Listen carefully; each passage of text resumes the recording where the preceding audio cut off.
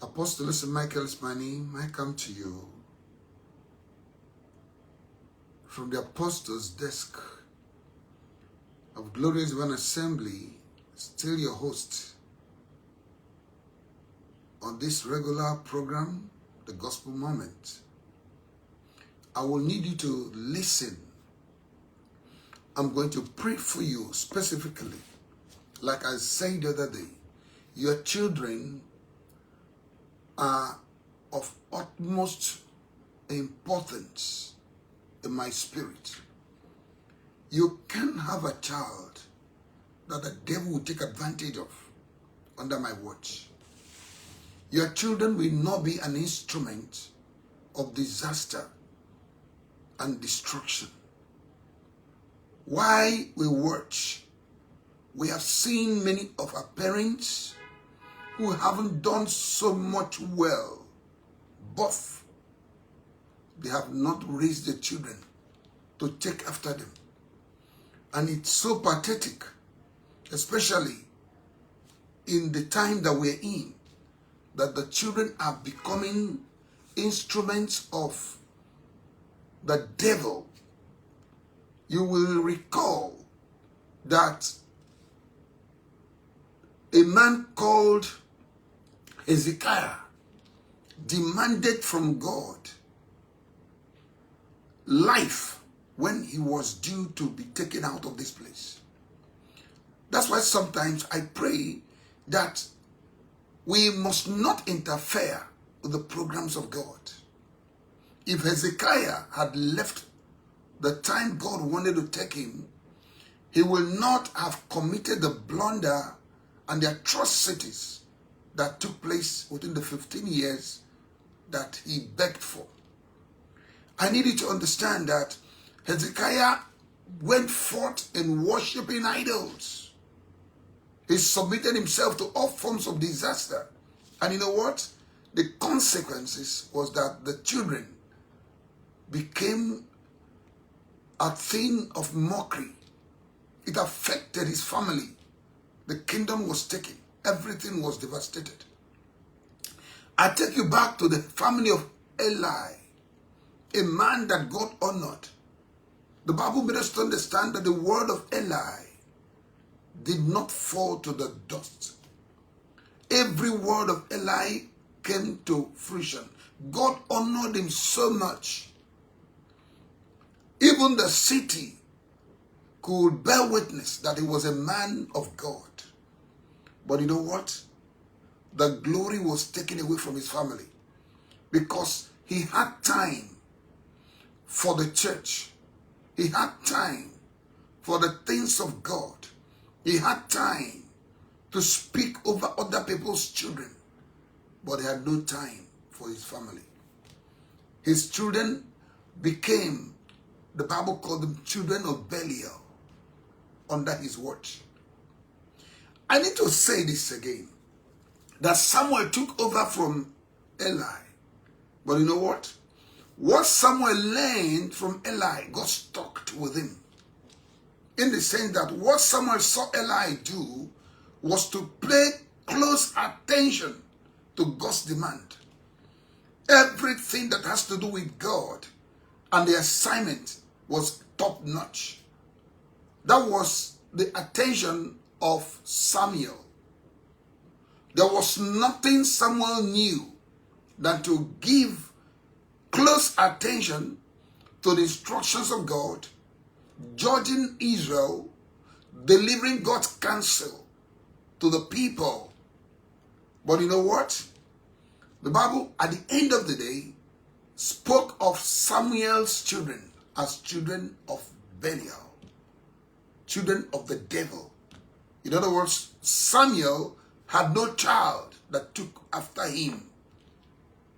Why should that be so?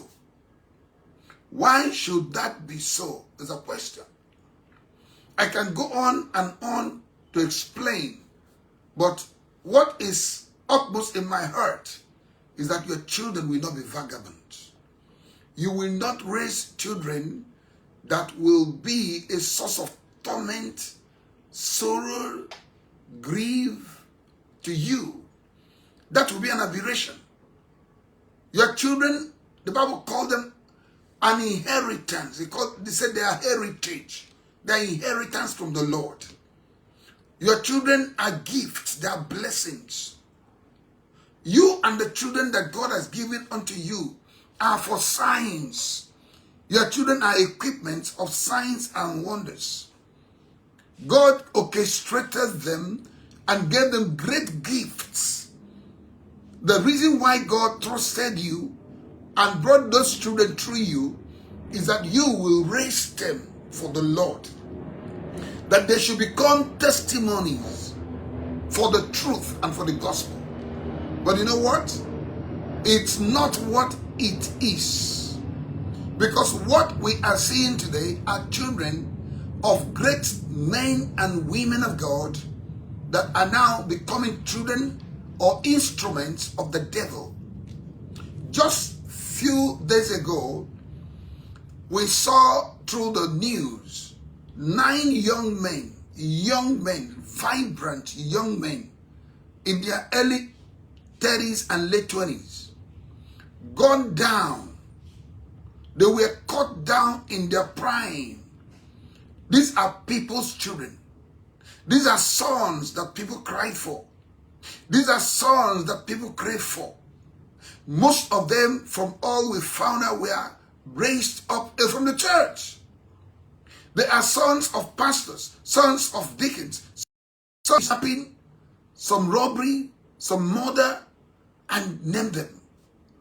So when you look at all these things, you wonder, these are people's children. These are sons that they prayed for. These are people, when they came into this earth, the family rejoiced. There are several families today that are going from pillar to post, asking for male child. They are just praying, asking for male child. They may have had female children, but to them, they've not had anything. They are looking for male children. And most of those male children are the ones we're seeing in the prisons. There are some of them we see in different areas doing all forms of atrocities. All right? When we hear about haters or hear about terrorists that are arresting or kidnapping our people, most of the times they are all males. And I ask, they are people's children. If the foundation be destroyed, what shall the righteous do? What does it take a family to look up to these children and present them back to the Father? You know, the Bible made that clear. It says to you and I, parents, train up a child. Raise a child in the way he should go. So when he's old, he shall not depart from it. Are we raising our children? Are we really raising them? What do you think you're doing that you think they don't know? It's not enough to talk to them. You must live for them. I mentioned Eli and Samuel. I also want to point this to you, that the same mistake Eli made was what Samuel found himself in. Because Samuel copied Eli, hook, line, and sinker. Samuel grew up in the house of Eli. And Samuel saw what Eli's children were doing. He didn't copy them. He followed after their father. But Samuel neglected his children just like Eli did. If you can't raise these children, don't look for them. You don't need to have a child you can't take care of.